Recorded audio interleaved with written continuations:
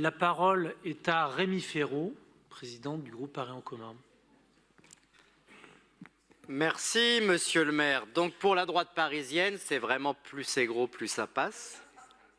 Et j'avoue que j'étais très surpris, même de la stupeur, quand j'ai découvert la niche du MoDem qui portait sur la valorisation et le rôle central des agents municipaux dans l'action de la ville de Paris. J'ai demandé à mes collaborateurs, quand ils m'ont passé le sujet de la niche, s'ils ne s'étaient pas trompés. Mais non, c'est vrai. Donc passer son temps lors de chaque examen de nos budgets primitifs comme de nos budgets supplémentaires, à Paris, mais aussi au plan national lors de l'examen de chaque projet de loi de finances, à expliquer qu'il y a trop de fonctionnaires, qu'il faut réduire la voilure, ne pas remplacer des fonctionnaires qui partent à la retraite, présenter à 4 mois des élections municipales une délibération en soutien aux agents municipaux, il faut oser. Franchement, de qui se moque-t-on? On ne peut pas le mardi, c'est-à-dire hier, en débat d'orientation budgétaire, dire qu'il est vital de s'attaquer à la masse salariale de la ville, et le mercredi, c'est-à-dire aujourd'hui, dire que, entre guillemets, les moyens ne sont pas mis et le service public dysfonctionne. On ne peut pas d'un côté soutenir un gouvernement comme vous soutenez l'actuel qui s'apprête à enlever plus de 7 milliards d'euros aux collectivités territoriales dans leur ensemble, dont plus de 200 millions d'euros à Paris, dans le cadre du projet de loi de finances, et de l'autre côté réclamer plus d'argent à la ville de Paris pour le service public municipal et ses personnels. En fait, ça n'existe pas, ce n'est pas possible. Et les Parisiens le verront. Un peu de cohérence, un peu d'honnêteté, un peu de dignité dans notre débat démocratique, ça fera du bien.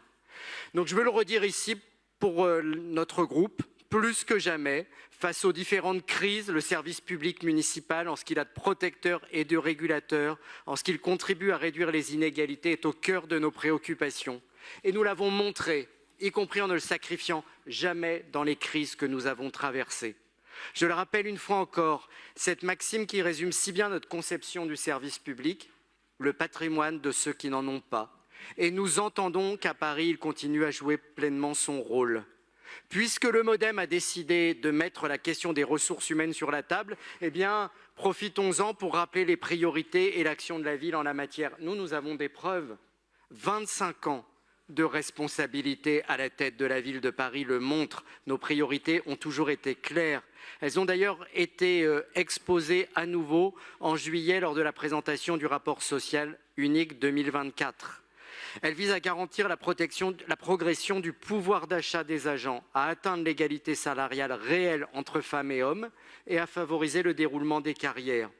Oui, le pouvoir d'achat des agents a augmenté, avec par exemple la hausse du point d'indice et la hausse du point d'indice majoré sur les échelons de bas de grille, ou encore sur la hausse de la prise en charge du pass Navigo. Bien sûr, c'est insuffisant, mais c'est notre préoccupation. Oui, les écarts de rémunération continuent et continueront à diminuer, même s'ils existent encore. En 4 ans, de 2020 à 2024, les écarts de rémunération ont baissé de 2 points. Nous allons continuer à mener ce combat parce qu'il est juste et indispensable. Oui, nous favorisons les déroulements de carrière avec des ratios de promotion à 100% pour les catégories B et C et un plan pluriannuel de déprécarisation qui produit ses effets. Notre stratégie de recrutement a été modernisée pour mieux répondre aux besoins des services de la ville et des plans d'action spécifiques ont été élaborés pour les filières et métiers en tension. On pense bien sûr à la petite enfance dont la crise de recrutement est nationale. Et nous investissons dans l'accompagnement de nos agents, dans la construction de leur parcours professionnel avec une politique ambitieuse de formation continue et une attention portée aux transitions professionnelles des agents. Nous portons aussi une attention particulière à la prévention des risques professionnels, au dialogue social sur les conditions de travail. Et je me réjouis qu'en 2024, dernière année sur laquelle nous avons des éléments, les accidents du travail aient continué à baisser fortement, de même que le taux d'absence.